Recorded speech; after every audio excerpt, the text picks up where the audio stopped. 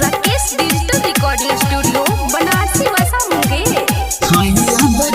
खुश करके जाइए ना मुंगेर जिला में दोबारा फिर आइए ना।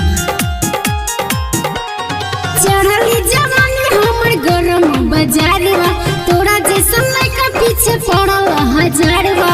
अच्छा ऐसन बात बा। चढ़ली जवानी हमर गरम बाजारवा, तोरा जैसन लड़का पीछे पड़ल हजारवा। हम केहू से कम बनी का। जौन चाहता रे सुन ले तो पई देना। अच्छा हैया दोजी के खुश करके जाइए ना मुंगेर जिला में दोबारा फिर आइए ना। मुंगेर जिला में दोबारा फिर आइए ना।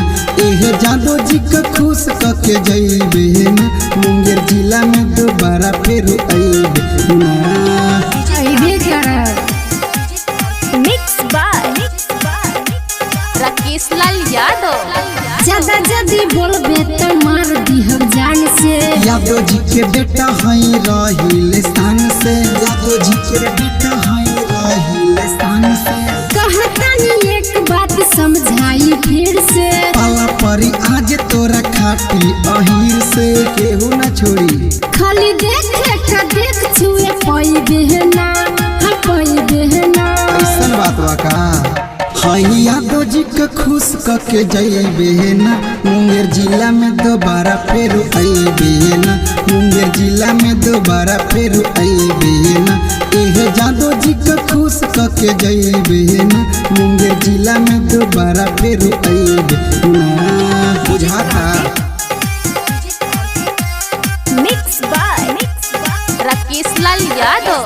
भैया रंग बाज हवे हमर जिला भर के। हल्का मिलाना अमर दीपला भर के। हल्का मिलाना अमर दीपला भर के। देखे में छोट हई तीत जैसे मरचा। जिला जबर में बजन हमर चर्चा। ई जबान तो मन लुटा पई देना। हई यादव जी के खुश करके जाइए ना मुंगेर जिला में दोबारा फिर आइए ना। मुंगेर जिला में दोबारा फिर आइए ना। एह यादव जी के खुश करके जाइए ना मुंगेर जिला में दोबारा फिर आइए ना। मुंगेर के खाटी हैरान है।